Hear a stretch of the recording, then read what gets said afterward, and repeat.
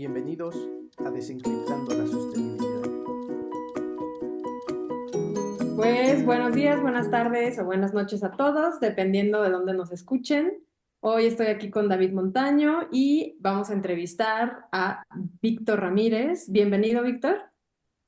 Hola, un gusto platicar con ustedes y muchísimas gracias por la invitación. No, gracias a ti por el tiempo. Entonces, bueno, me gustaría empezar preguntándote algo muy obvio, tal vez, pero ¿qué te llevó a especializarte en temas de energía, cosas ambientales y cambio climático? Muy buena pregunta, sobre todo hay una historia interesante detrás porque finalmente de formación no soy algo que tenga que ver con energía. Se me ha facilitado entenderlo y tengo grandes maestros, además de la propia vida, pero yo soy de carrera biomédico, hice un doctorado en biología molecular y biotecnología. Trabaja yo con bacterias, haciendo mutaciones, haciendo fusiones proteicas, haciendo un montón de cosas muy raras que de repente suenan a ciencia ficción, pero ya se hacen en el día a día desde hace muchos años y en México se hace muy buena ciencia de ese tipo. Este, pero por ahí del tercer año del doctorado, la policía francesa tiene una frase que dice, cuando algo no tiene sentido, de repente busca una mujer, dice cherche la femme. Bueno, mi novia de ese entonces me dijo, oye, ¿esto no te gusta? Y yo, no, si me gusta, lo hago bien. Y me dice, o sea, sí te gusta, pero no te apasiona, hay cosas que te apasionan más. Y dije, "Ah, tienes algo de razón". Y me invitó a que tomáramos juntos un diplomado en Derecho Ambiental y Recursos Naturales en el ITAM en ese entonces. Un diplomado que era una tarde a la semana durante un año y dije, bueno, pues me llamó la atención. Entré el diplomado y la verdad es que ese diplomado fue como tomar mi cerebro, meterlo en una licuadora y sacar y volverlo a poner. O sea, fue impresionante. Digo, no en que me lo haya destazado, sino que me lo cambió completamente. Y termino el doctorado, había que terminarlo o regresaba la beca y termino el doctorado y me dedico un poco más al asunto al asunto del diplomado, con una forma distinta de pensar mía. No pensaba yo ni como abogado, ni como ingeniero, ni como economista, sino que de repente traía una mezcla de cosas. Trabajé en un gobierno estatal durante 2 años, encargándome de asuntos de agua que me empiezan a jalar energía hasta que me invitan a trabajar en el Senado de la República y ahí me hacen hacer una iniciativa de reforma que buscaba fortalecer las energías renovables. Y el problema fue que tocar el asunto de energía, porque de ahí, como dicen, me fui como hilo de media, o sea, no paró. Y el asunto es que la energía es tan apasionante que te hace estudiar ingeniería, obviamente, te hace estudiar derecho, te hace estudiar asuntos sociales, te hace estudiar economía, como ya decíamos, finanzas. La verdad es que es muy completo y yo tengo la ventaja de que no tengo la especialidad en ninguna de ellas y entonces de repente tengo que meterme y estudiar, aprender de todas y hacer una combinación, interpretar desde ese punto de vista política, obviamente también, procesos legislativos, todo esto. Y pues el mundo de la energía es súper apasionante y pues eso es lo que me tiene aquí, ¿no? Toda esta historia de vida, más que otra cosa. Víctor, qué interesante. Y quiero llevar la siguiente pregunta, pues justo a algo de esto que nos acabas de contar. Porque bueno, has sido asesor del Senado, has estado también como vocero de Plataforma México Clima y Energía. Bueno, has estado en muchas iniciativas. Hay algo que es, digo, viniendo un poco también de algo diferente y que te haya tocado aprender justo, ¿no? Y en un sector que se vuelve 100% transversal, alguna experiencia o algún momento que nos puedas compartir que haya sido retador y que te haya hecho salir de tu zona de confort, quizá, en este proceso y en su caso, ¿cómo afrontas algo que se vuelve, pues, de esta naturaleza y qué aprendizajes te da? Hay una historia que hace unas 2 semanas platicaba con mis socios que fue algo interesante. Más que retador, fue como algo de lo que me dijo, aquí estás y aquí tienes que estar y este es tu lugar. En mayo de 2017, si no me equivoco, eh, en marzo salen las disposiciones administrativas de carácter general en materia de generación distribuida. Y unos meses después, un par de meses después, CFE dice, a mí no me gusta el precio marginal local como método de contraprestación para los excedentes y presenta un amparo. Eh, yo debo de ser muy honesto bueno, en noviembre, diciembre del año anterior, la CRE nos había mandado a traer a todas las asociaciones de energía solar para exponernos qué era lo que venía con las DACs antes de mandarlas a consulta pública, lo cual además me pareció una práctica muy, muy adecuada para decir, buscamos llevar ya las cosas planchadas a la consulta pública y a nosotros nos lo exponen en una audiencia eh, privada, pero que es pública. Sabemos que todos los procesos en la CRE en ese momento eran públicos, se grababan y todo, no, nada quedaba en oscurito. En una audiencia privada, con las asociaciones nos exponen lo que venía. Y pues nosotros creíamos que estaba todo bien, la verdad es que no creíamos el salto que iban a dar, dio un salto fantástico con el pago de las contraprestaciones, de los excedentes, perdón. Y pues bueno, en mayo, unos meses después, la CFE se ampara en contra de estas contraprestaciones. ¿Qué sucede ahí? De repente yo tenía contacto con un par de periodistas bastante fuertes y me dice mi jefe, que en ese entonces era el presidente Ares, me dice, oye, tenemos que hacer ruido con esto. Y yo así de, ok, déjame ver qué puedo hacer.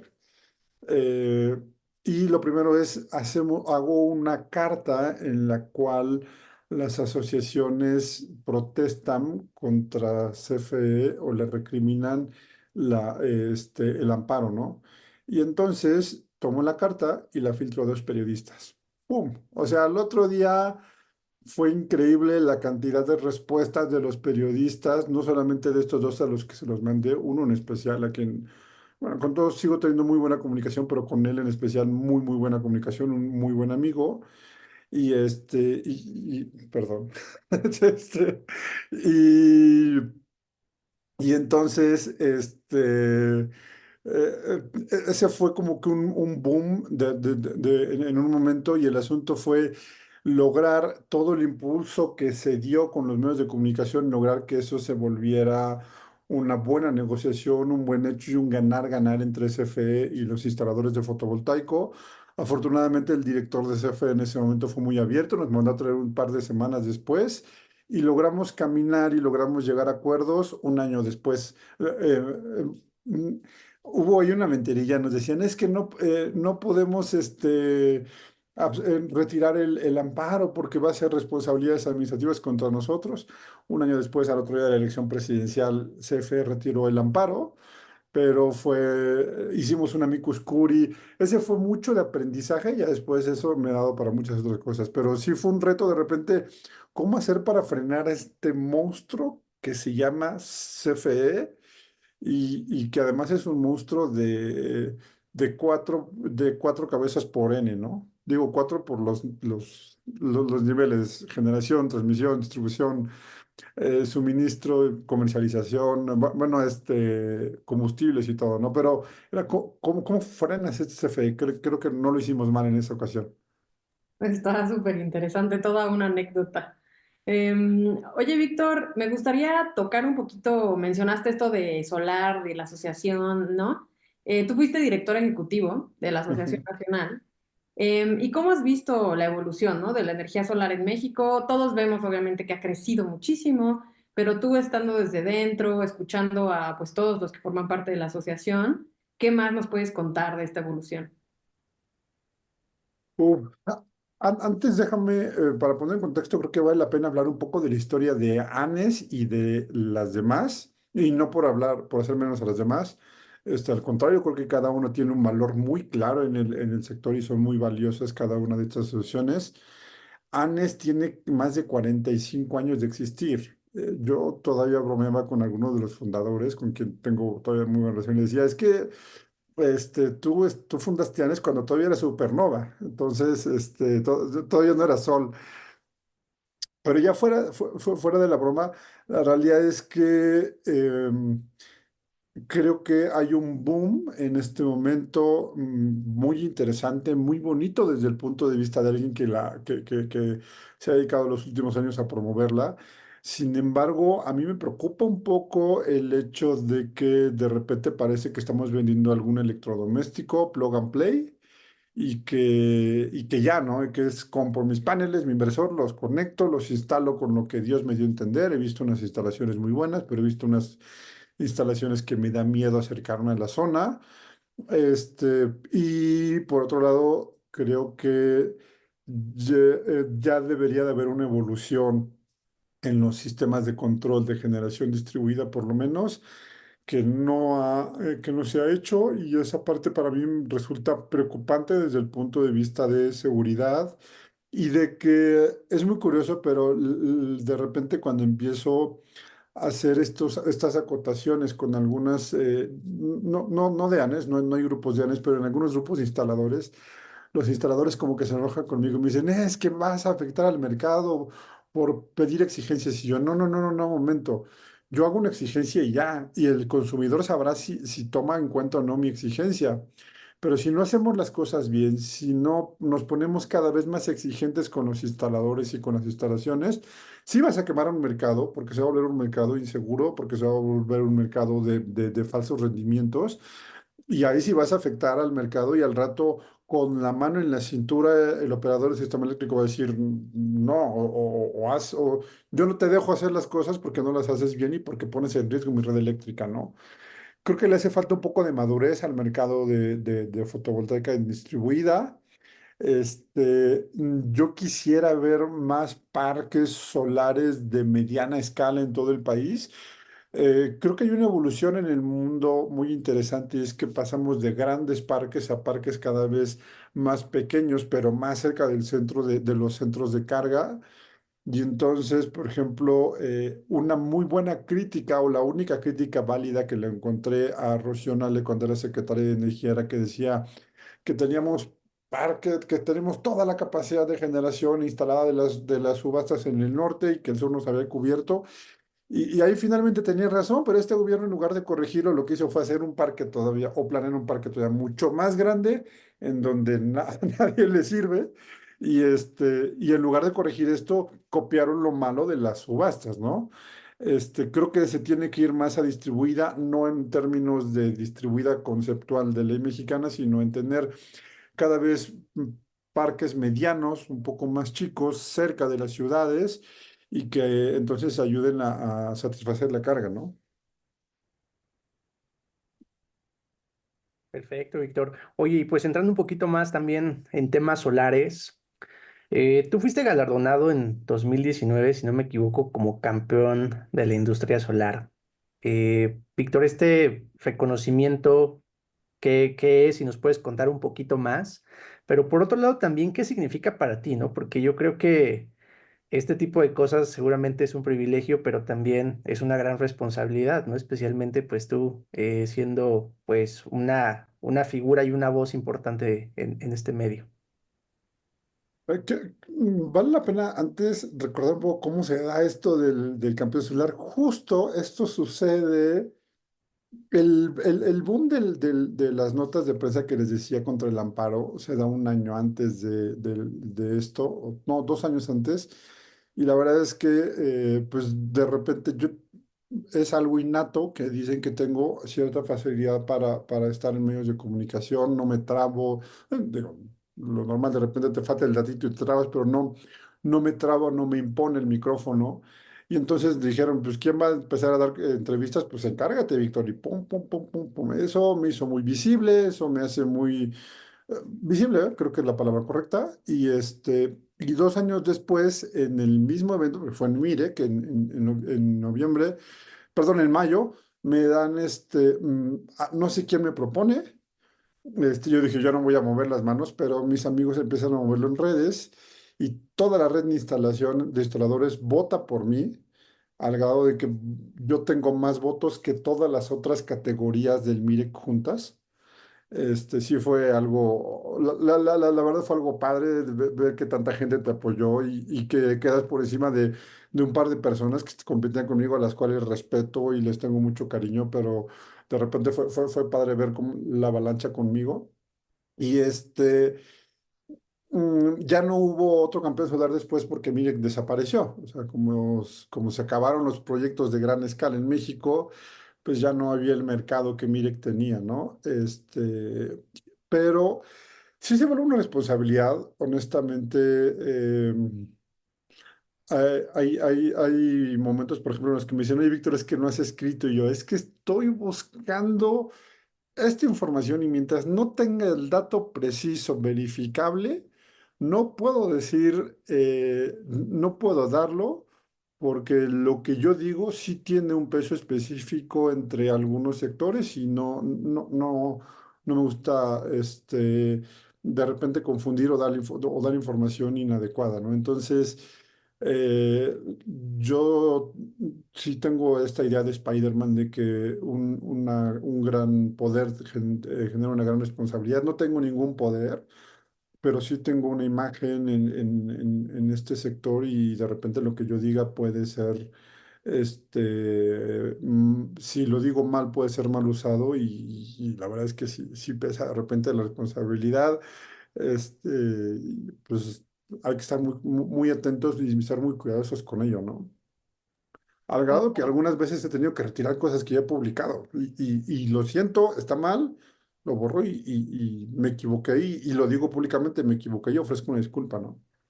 Claro, pues sí, las cosas de estar en el ojo, ¿no? Como dices. Ujú, Sí, ujú. sí. Oye, y entrando, bueno, ahondando un poquito más en esto, pues tú colaboras regularmente con Nexos, La Lista, Conexiones 365, y bueno, ya nos has platicado un poco, ¿no? De este poder, vaya, de los medios. Pero ¿cómo ves el rol de los medios de difusión como en la concientización sobre temas energéticos y climáticos? A ver, han sido periodos distintos. La historia sí es muy interesante. Creo que fue Nexos el primero con el que estuve como un año y medio. En ese entonces yo de repente quería escribir Energía Debate y no me dejaban. Curiosamente ahora soy copropietario de Energía Debate. Pero ¿qué ha sucedido? La verdad es que ha sido algo súper interesante lo que ha ido sucediendo. Si algo bueno ha traído al sector energético esta administración federal es de repente ponerla en la mira.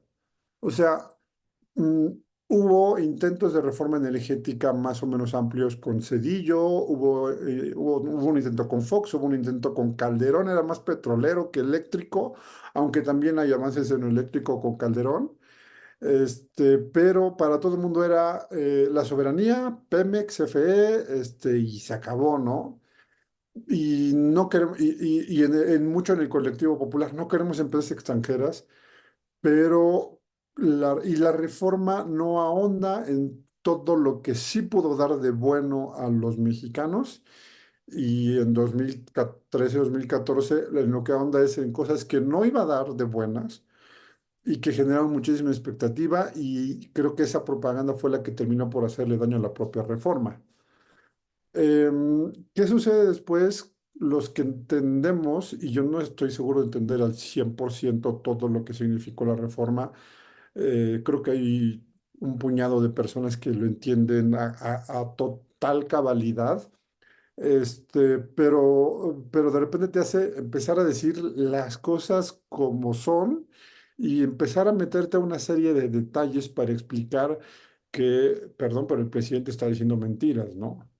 Pues como por ejemplo decir, es que porque CFE no genera lucro, va a ser una empresa más barata. Híjole, no genera lucro porque está muy mal administrada, pero tampoco genera un beneficio y tiene sobrecostos en generación y tiene una serie de problemas que no abonan al bienestar de los mexicanos necesariamente, ¿no? Entonces, justo a partir del intento de contrarreforma, de lo absurdo que resultaban los intentos de contrarreforma de, tanto en 2021 como en 2022, es que dices, este, los medios de comunicación te empiezan a abrir la puerta y es, por ejemplo, es urgente que la gente sepa que un generador privado, aunque sea extranjero y aunque lucre y aunque gane dinero, es a veces hasta 3 veces más o 4 veces más barato que o bueno, pues su energía cuesta la tercera, la cuarta o a veces hasta la quinta parte que un generador que es público y que será muy de nosotros, pero que sale carísimo por una serie de ineficiencias, ¿no? Entonces los medios de comunicación han entendido eso, y han abierto mucho el espacio para poder decirlo. Y quisiera esta parte terminarla con una anécdota que me pasó y que para mí además es uno de mis logros personales más interesantes. Algún día en mi tierra, en casa de mi madre, me mandan a comprar unas hamburguesas. Bueno, voy a comprar unas hamburguesas, estando con el de las hamburguesas, me dice, oye, Víctor, tengo un terreno ahí, son 40 hectáreas. Haciendo cuentas me caben como 20 megas de solar, ¿cómo ves? Y además estoy a menos de 1 kilómetro de la línea de transmisión. La subestación la tengo como a kilómetro y medio. Este, y pues el terreno es mío, yo creo que sí lo puedo usar. ¿Cómo ves? Me darán permiso y todo, y además está plano. Entonces me empieza a dar un montón de cosas y yo así de soy de la zona de la extinta Luz y Fuerza, ¿no? Y le digo, oye, perdón, ¿eres jubilado o liquidado de Luz y Fuerza? No, no, no, para nada. Le digo, ok, ¿eres ingeniero? No, no, no. ¿Y de dónde estás sacando? Pues es que publicaron tu columna ahí en Nexos y hablabas de cómo funcionaba la energía solar y todo eso, y pues ahí tengo el terreno. La realidad es que no se puede hacer nada porque es dentro de una natural protegida y todo, pero para mí fue como que, la gente a la que quería yo llegarle me está entendiendo, me está leyendo. Eso sí fue como mi mayor éxito, ¿no? Personal.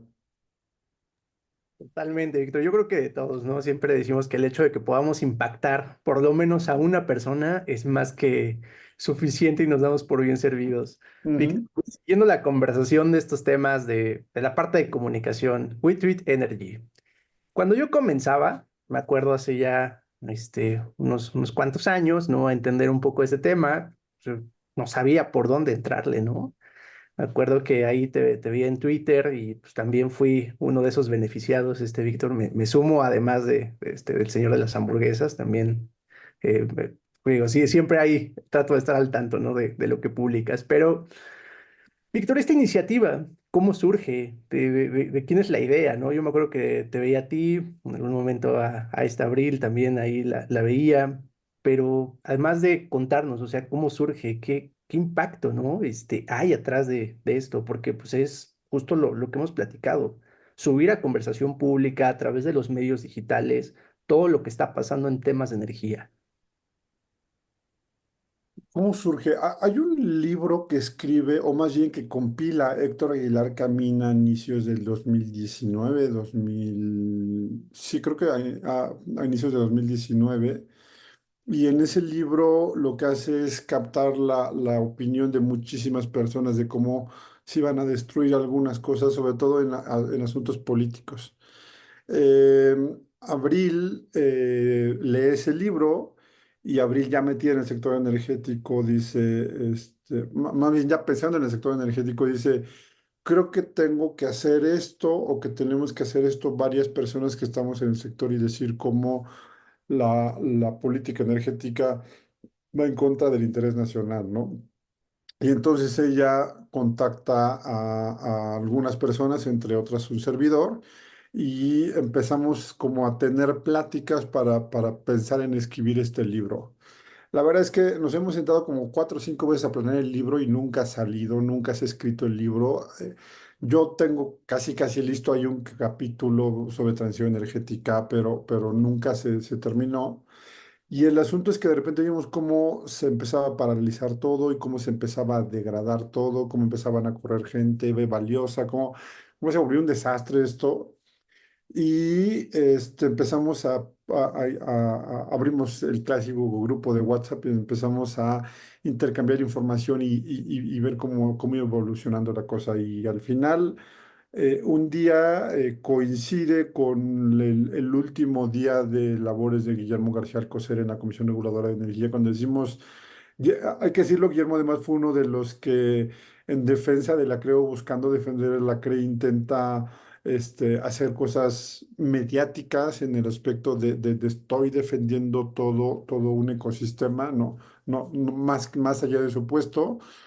Y entonces decimos, bueno, si ya no va a estar Guillermo para defender esto, para defender la casa de todos, creo que tenemos que salir públicamente y empezar a empujar y empezar a decir la realidad de lo que está sucediendo. Para cuando abrimos WeTweet Energy ya habían cancelado subastas, ya habían dicho que no había rondas, ya habían amenazado con la negociación de los gasoductos, ya habían cancelado las dos líneas de transmisión Extepec, Yautepec y la Hermosillo Mexicali. Ya habían hecho muchísimas cosas y ya muchos habíamos sido muy vocales. Ahora el asunto era hacerlo un poco en grupo, no nada sincronizado porque cada uno tenía su especialidad, pero sí ir intercambiando información porque además la información nos llegaba de todos lados y tener la película mucho más completa y apoyarnos unos a otros. La historia cambió, después algunos han tomado su propio camino, muy respetable y algunos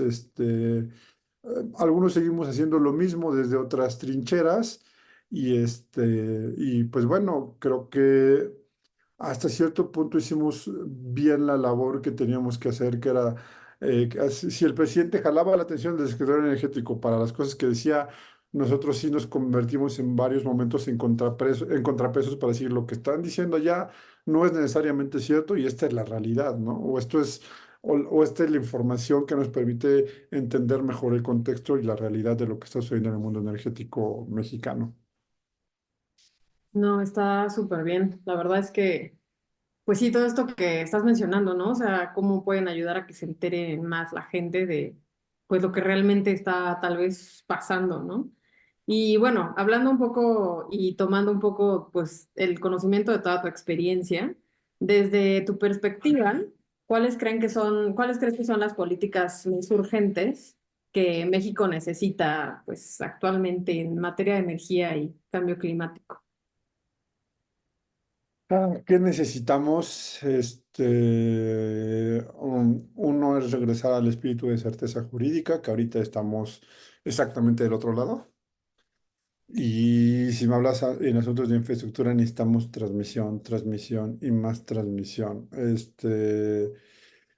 La transición energética deja de ser un asunto meramente ambiental o de queremos un país bonito donde nazcan las flores y podamos cantar mientras brincamos y llevar a nuestro perrito con el correa al lado, sino que se vuelve un asunto también estratégico en términos de atraer inversión, de generar bienestar para los mexicanos de hasta cierto punto y hasta donde nuestras capacidades nos permitan dar nuestro granito de arena en el freno del cambio climático, y entonces mm, creo que en lo que tenemos que trabajar en transmisión y pues si el monopolio de transición energética se lo vaya a llevar el gobierno, la verdad es que se ve muy complejo que esto se pueda dar.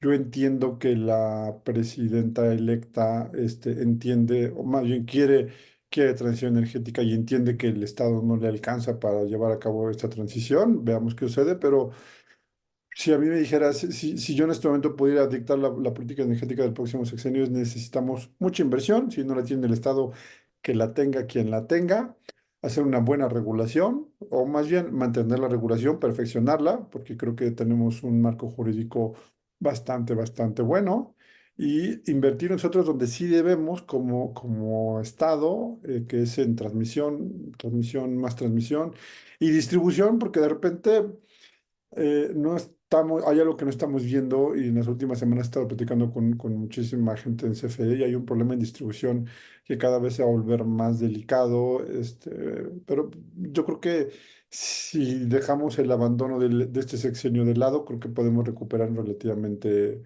fácil, ¿no? No digo fácil, pero sí, sí no es tan complicado como lo que podría suceder si no lo tendemos ya, ¿no? Perfecto, Víctor. Oye, y entrando un poquito más a detalle, quizá también para que nuestros escuchas tengan un poquito más el contexto de esta particularidad de la transmisión, si nos podrías platicar pues un poquito más exactamente pues, en dónde ves el reto, ¿no? Porque digo, a veces la transmisión suena como esa palabra, ¿no? Transmisión, pero exactamente qué es, y lo podrías explicar un poquito y cuál es quizá esa consecuencia, ¿no? Que tiene directamente pues para todos que no lo estamos viendo directamente. Y también me gustaría aprovechar ahí, Víctor, en este supuesto que es lo que te quería preguntar, si tú tuvieses el control de esta política energética, ¿cuáles serían como que los dos puntos más importantes que destacarías? Que bueno, entiendo que uno de estos sería la transmisión, pero un poquito más a detalle. A ver, hay una historia y por cierto el actual director del SENACE la platicó muy bien cuando intentaron explicar el apagón del 28 de diciembre de hace 3 años, creo que sí, 3 años.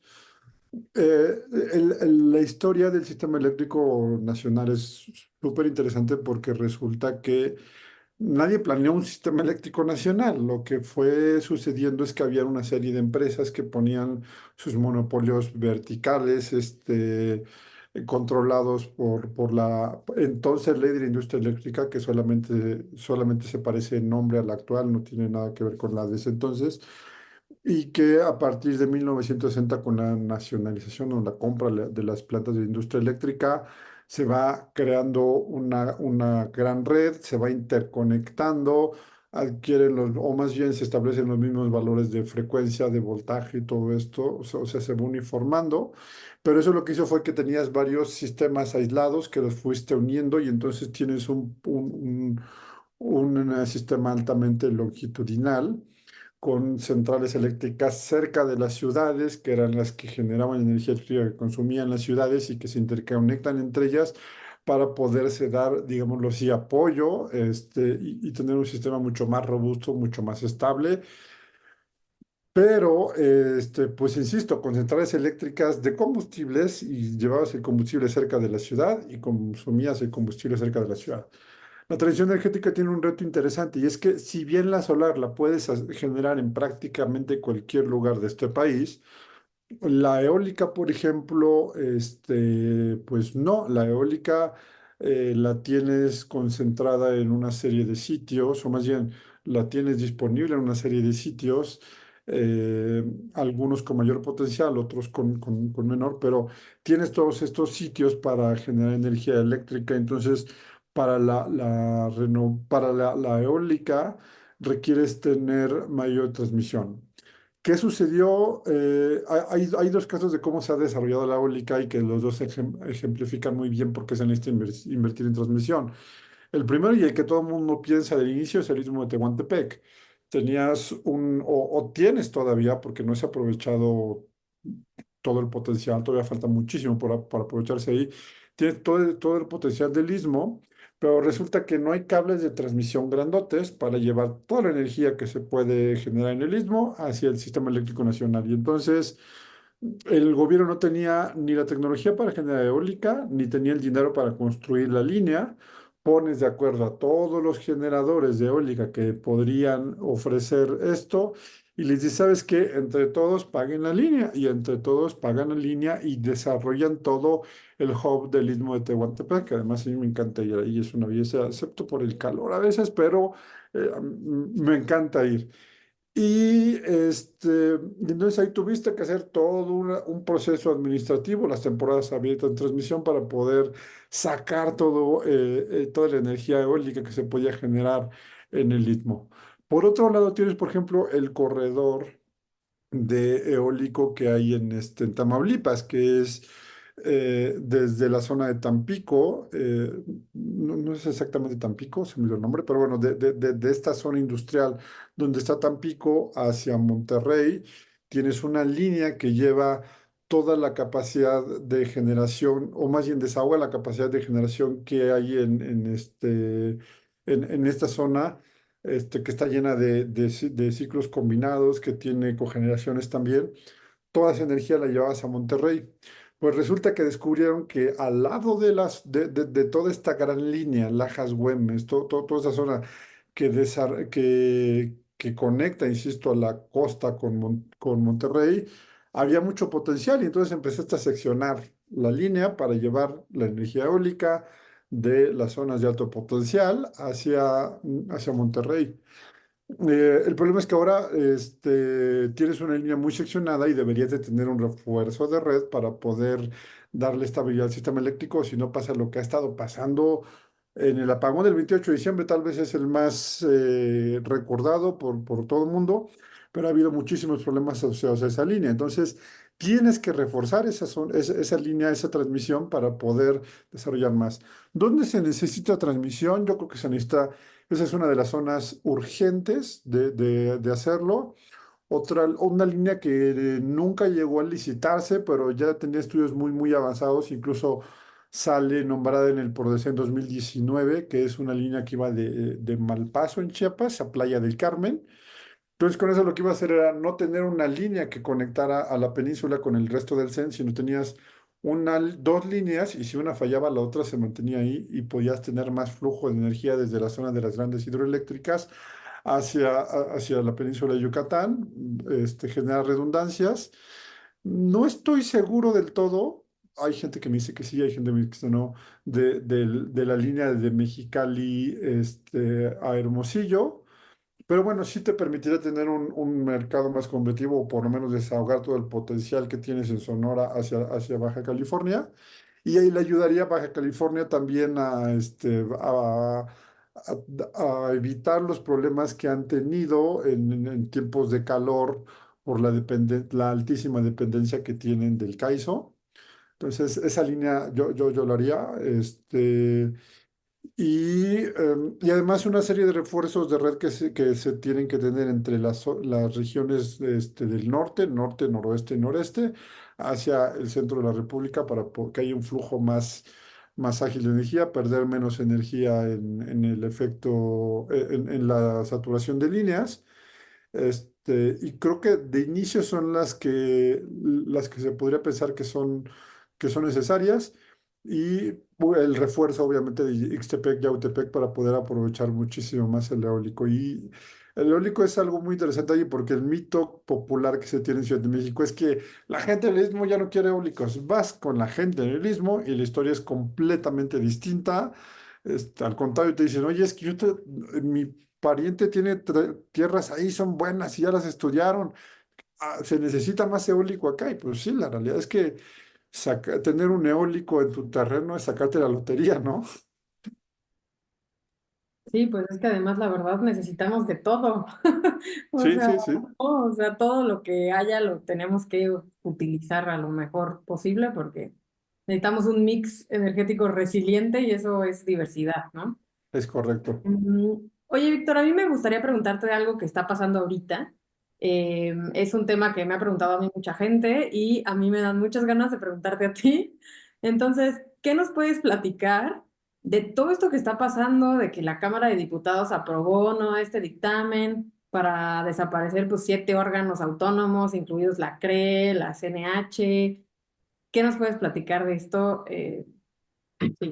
A ver, hay varias cosas que decir sobre el dictamen. Lo primero es que apenas está aprobado el dictamen en comisiones. ¿Eso qué quiere decir? No ha sido aprobado en el Pleno.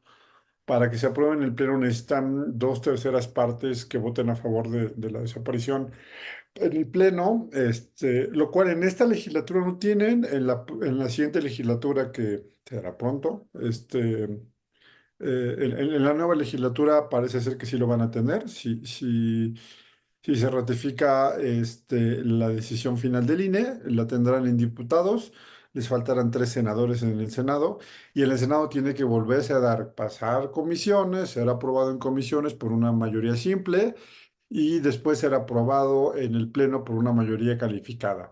Y una vez que suceda eso, se tiene que aprobar por 17 cámaras. Hay varios problemas de origen. El primero es que hay una contradicción súper importante en varios puntos entre esta reforma y otras que se presentaron. Se presentaron, recordemos, 18 iniciativas de reforma y hay varias contradicciones entre ellas. Entonces, ¿cuál se va a quedar? ¿Quién sabe? Porque sí hay contradicciones ridículas. Yo creo que es lo que sucedió con el presidente que presentó una serie de iniciativas elaboradas a partir de sus filias y fobias, Pero pues en algunas filias él quería que el cielo fuera azul y en otras quería que fuera rojo. Entonces, pues vamos a terminar con un cielo violeta porque lo van a hacer azul y también lo van a hacer rojo al mismo tiempo. Entonces, habrá que resolver eso, y es un tema de muchísima seriedad resolverlo. Punto dos, si bien aprobaron la iniciativa, hubo un diputado que dijo que habían aprobado no subirlo a pleno. Eh, ¿Qué sucede? La desaparición de los órganos reguladores es violatoria por lo menos de uno de los capítulos del TEMEC en el que habla de buenas políticas regulatorias o buenas prácticas regulatorias. ¿Qué es lo que sucede si desapareces a la CRE y la regresas a Secretaría de Energía como en origen fue? Pues que recordemos que la Secretaría de Energía es parte del gobierno, la Secretaría de Energía es parte del órgano del órgano de gobierno de CFE y de Pemex. Y entonces ella va a ser parte del órgano de gobierno del Consejo de Administración de una empresa, y al mismo tiempo ella es la jefa del órgano que regula a esa empresa.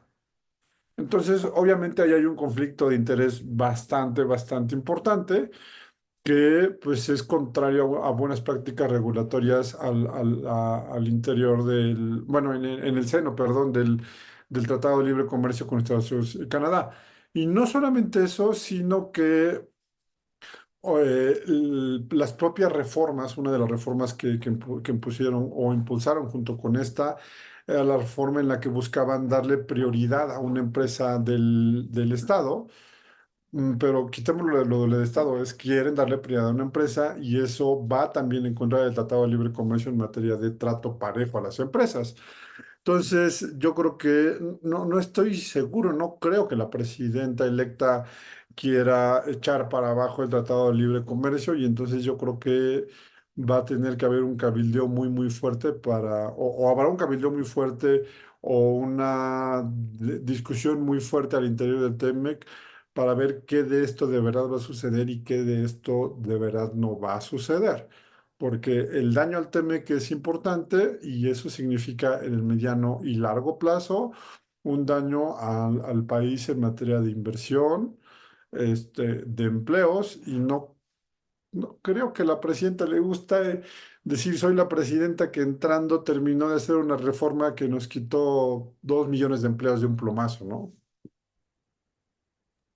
Súper, Víctor. Oye, y siguiendo en temas de actualidad, nearshoring, ¿cómo ves este tema? ¿Está en riesgo? ¿No está en riesgo? Creo que muchas veces algo que probablemente muchas personas no alcanzamos a ver es que pues nearshoring no solo es esa parte de la movilización de empresas, ¿no? Sino que hay muchos temas atrás y uno de ellos es energía. Y dentro de los temas pues está todos los retos, ¿no?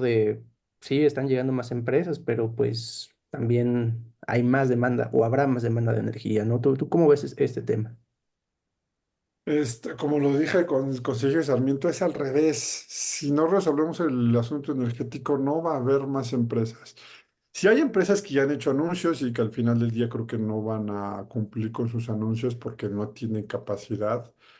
Ahí es donde hablo de que no solamente necesitamos transmisión, también distribución, porque hay algunas de ellas que bueno, es por falta de transmisión, pero también por distribución. Dicen, oye, es que ya no, CFE ya no es capaz, o me dice que ya no pueden ellos darme energía porque no hay capacidad. Capacidad me refiero, para decirlo en términos prácticos, para los que no están especializados en electricidad, es como decir el ancho de banda. Entonces, ya no hay el ancho de banda suficiente o necesario para transportar la energía que mi empresa necesita. Entonces, no es que CFE no quiera, es que CFE no puede ofrecerme energía porque no tiene capacidad para hacerlo, ¿no? Eh, entonces, o hacemos ese cambio o esto se quedó acá. Se ha hablado del abasto eléctrico interconectado, la verdad es que es una muy buena opción, qué bueno que lo proponen, qué bueno que lo quieren hacer, pero no es suficiente. Hay empresas que son que tienen un uso muy intensivo de energía, y muchas de ellas, sí hay algunas que dicen, ¿sabes qué? Si me quiero instalar en México y puedo meterle solar y ayúdame a conseguir el permiso y busquemos construir mi central eléctrica adentro. Pero hay muchas otras que me dicen, oye, perdón, pero pues es que mi chamba es hacer este, botones, mi chamba es hacer microchips, mi chamba es hacer asientos, mi chamba no es generar energía y no me interesa generar energía y si no me pueden ofrecer esa energía, bye bye, ¿no? No puedo quedar acá. No sé la cantidad de inversiones. La realidad es que en México yo sí estoy empezando a creer lo que un buen amigo mío me ha dicho y es que ya perdimos la carrera del nearshoring. El nearshoring realmente es un friendshoring, no es nearshoring, es friend, es me instalo en el país en el que puedo o en el que tiene buenas relaciones con mi cliente potencial o con mi cliente final, que es Estados Unidos. Y hay algunos países asiáticos, no China obviamente, pero hay algunos países asiáticos que nos están ganando la carrera en el nearshoring. Y nosotros todavía estamos pensando si queremos que elegir a los jueces por voto popular, cuando la verdad es que deberíamos estar porque hubo unos jueces que osaron decir que no, que la Constitución no permitía lo que decía el presidente de que cualquiera podía llegar a México a invertir y generar energía de forma competitiva. Entonces, por eso no queremos por eso queremos jueces que podamos votar por ellos. Y pues mientras estamos en esta discusión, Taiwán, por ejemplo, está aprovechando rapidísimo y está instalando y está llevándose el friendshoring más que el nearshoring, ¿no? Claro, sí, sí es algo que nos estamos distrayendo. No lo Como estamos. diría un amigo mío, pues ellos están construyendo esto mientras nosotros los vemos y nos sacamos los mocos, ¿no? Perdón, pero pues así es. Creo que es una expresión bastante adecuada. Sí, exacto, estamos en otro rollo, casi, casi, ¿no? Ujú, ujú. Oye, Víctor, bueno, esta entrevista tiene dos secciones, entonces para esta primera sección, la pregunta con la que me gustaría cerrar es, ¿tú cómo te ves contribuyendo en los próximos años? O sea, ¿hay algún proyecto en particular que tengas en mente en el que te gustaría enfocarte más? Uf, hay dos cosas que creo que son súper necesarias mm, para lograr cosas. La realidad es que yo me he vuelto un poco como la forma del agua, the shape of water, y ha tenido que hemos tenido que estarnos acoplando a lo que va sucediendo, ¿no?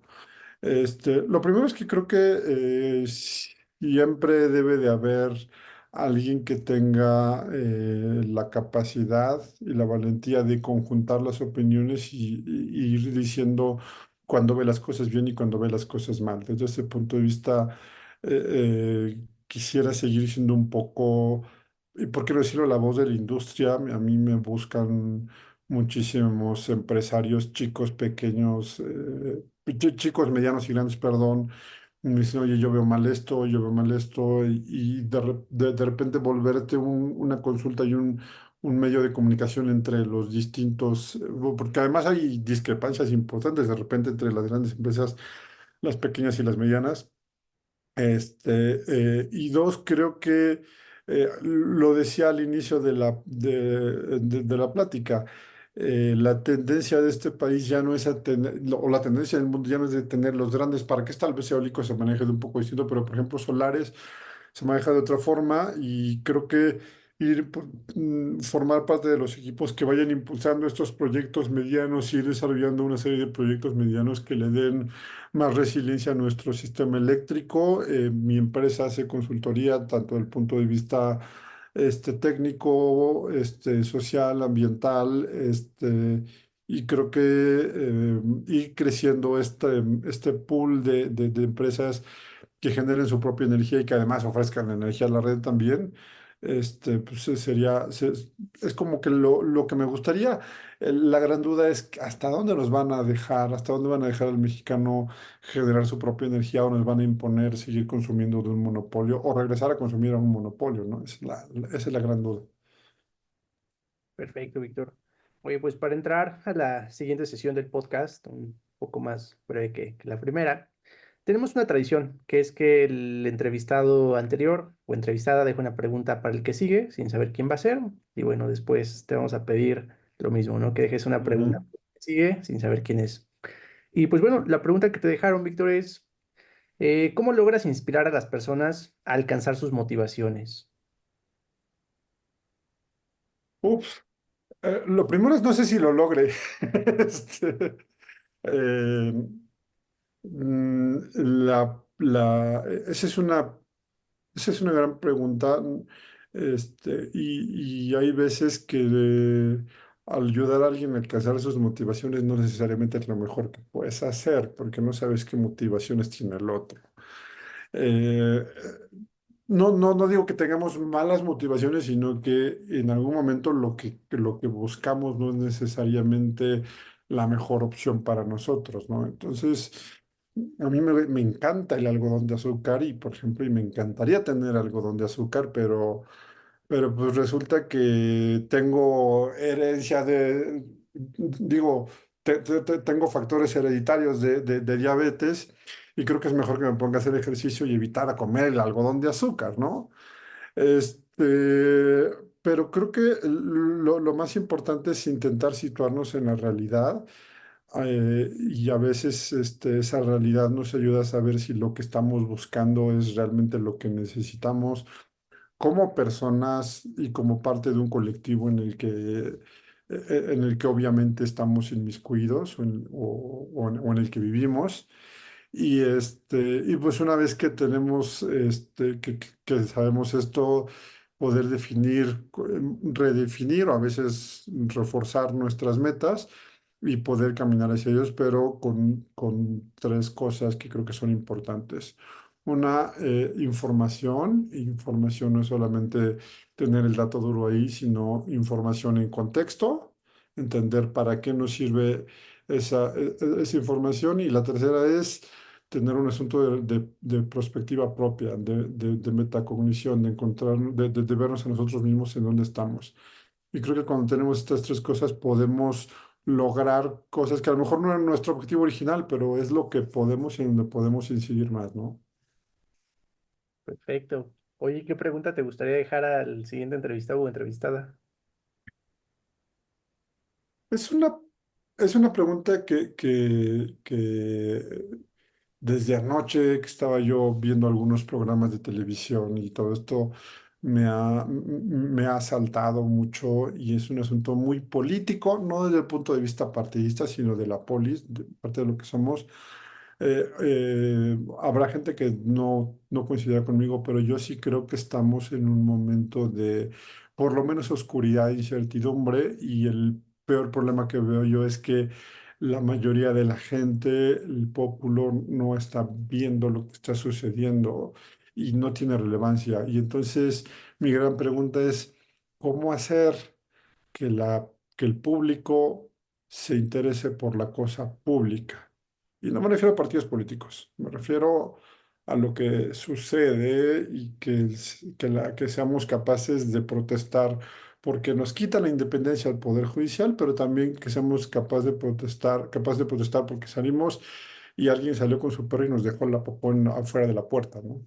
Entonces, me refiero a cómo hacer que los humanos nos interesemos o los mexicanos nos interesemos por lo que realmente pasa en México. Y creo que el día que de verdad nos importan los mexicanos, vamos a tomar acciones al respecto y ver un poquito más allá de nuestras narices, ¿no?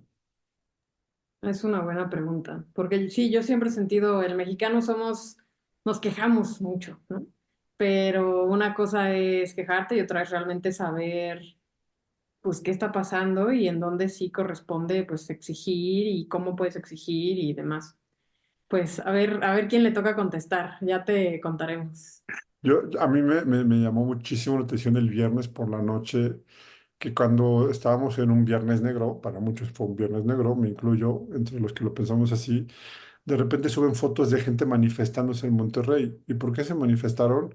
Porque alguien de un programa que no tengo idea de qué trate, solo sé que se llama La Casa de los Famosos, estaban protestando, apoyando a alguien de los que participan en ese programa. No tengo idea de qué carajos sea el programa, pero había una manifestación en la Macroplaza, no por la desaparición de los órganos reguladores, no por nada, era una manifestación por un programa de televisión, no sé. Creo que tenemos que hacer que el mexicano voltee a lo que de verdad impacte en su calidad de vida y no en en estos distractores, ¿no? Totalmente. Y además como ya en general la sociedad, ya no solo la mexicana, es de mucha inmediatez, ¿no? Entonces a veces nos preocupa eso, que en el programa quién sabe qué tontada pasó, en lugar de algo que va a repercutir en muchos años, ¿no? Y todos los años que siguen. Sí, totalmente. Bueno, otra pregunta de esta segunda sección es que nos recomiendes un libro a nosotros y a nuestros podescuchas, un libro que tal vez te haya marcado a ti, un libro que creas que sería bueno que lean más personas. Últimamente he estado muy histórico, he estado viendo muchísimos podcasts, en historia. Hay un libro, tiene muchos años que lo leí, lo presté, mala idea porque nunca regresó el libro. Pero es un libro muy pequeño y que de repente nos va a hacer dudar de todo lo que damos por establecido y que creo que es necesario más en el contexto mexicano. Es de José Antonio Crespo, y se llama Contra la Historia Oficial. Es un libro pequeño, debe tener como 15 años que salió y ese nos ayuda a valorar un poco en dónde estamos. Y he querido escribir algo así como contra la historia oficial de energético y, por ejemplo, platicar un poquito más de de que la nacionalización de la industria eléctrica no fue un acto expropiatorio, sino el origen de muchos de los males del sector energético ahora, ¿no? Buenísimo.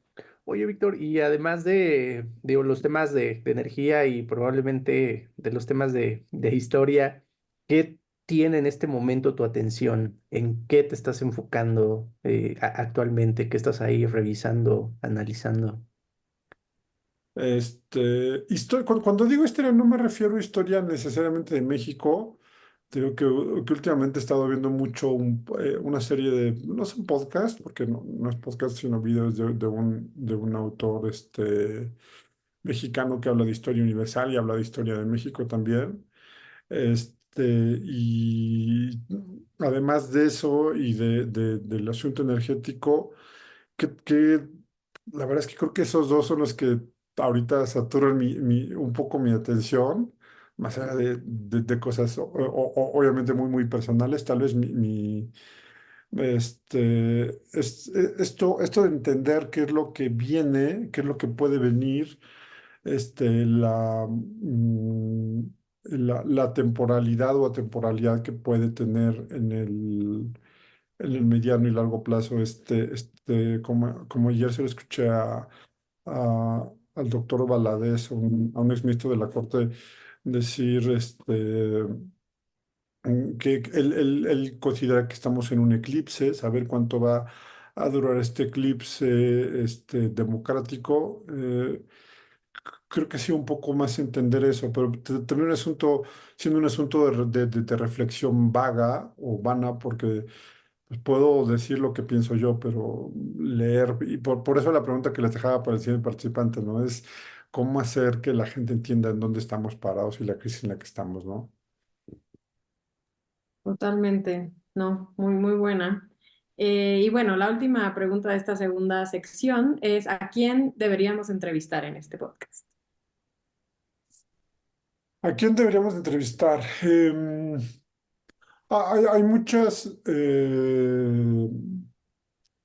hay muchas personas que creo que entienden más bien hay pocas personas que entienden en realidad todo lo que significa el ecosistema energético que se creó a partir de 2013 o 2014 si lo queremos ver así, y es súper importante entender todo lo que pasó desde 1994 hasta la fecha. Estamos hablando de 30 años de historia y de cómo fue evolucionando esto. Contrario a lo que mucha gente que dice que dice o que sostiene que la reforma energética fue creada por algún político norteamericano y que llegó y que le impuso en México. La realidad es que no, la realidad es que fue producto de una concertación muy fuerte, de una negociación muy fuerte entre el gobierno en ese entonces y la oposición de ese momento para generar las mejores reglas posibles. Y a mí para terminar, creo que esta anécdota es muy interesante. En 2019 me reúno yo con un grupo de asesores del Bundesrat, asesores del Senado, lo que es el Senado alemán. Les digo, oye, ¿qué vienen a enseñar ustedes después de 3 horas de charla? Le digo, oye, ¿qué vienen ustedes a enseñarnos a los mexicanos? ¿Qué creen que ustedes que debemos de aprender de los alemanes y su marco jurídico energético? Y me dicen, no, no, no, no, no, no. Nosotros no venimos a enseñar, nosotros venimos a aprender porque ustedes tienen un excelente marco jurídico con defectos como todo, pero mucho más desarrollado que el alemán. Entonces creo que vale la pena acercarse y platicar un poco de toda esta historia de evolución desde los 90 hasta ahorita con gente que ha estado ahí. Algunos comisionados de la CRE podrían ser interesantes, como por ejemplo Israel Hurtado. No sé si ha estado con ustedes, pero Israel puede ser uno de ellos, puede ser otro Francisco Salazar Díez de Sollano, que creo que también es de las personas que conocen de forma más integral toda esta evolución. Además, él encabeza o trabaja para una asociación de reguladores de Iberoamérica y tiene muchísimo conocimiento del asunto regulatorio, no solamente en México, sino en toda América Latina. O probablemente algún otro expresidente de la CRE como Héctor, se me olvida su apellido, perdón, y lo tengo en alta estima, el que fue creador de Azolmex. Creo que alguno de ellos tres podría ser interesante entender la evolución de la regulación y de todo del ecosistema energético desde los 90 para acá, ¿no? Que ellos, algunos desde su visión de legisladores, algunos desde su visión perdón, se atraviesa de repente, algunos desde su visión de reguladores o de legisladores podrían darnos más luz de cómo evoluciona este sistema eléctrico, ¿no? Bueno, energético más que eléctrico. Excelente, me encantan las recomendaciones. Ahí los trataremos de contactar. Y bueno, con eso estaríamos cerrando nuestra entrevista de hoy, Víctor. No sé si hay algo que te gustaría mencionar, que nos haya pasado preguntarte y consideres que es importante. Solamente ahorita que dije que hablé de Héctor, me acordé que empecé a hablar hablando de Anes y dejé de hablar de las demás.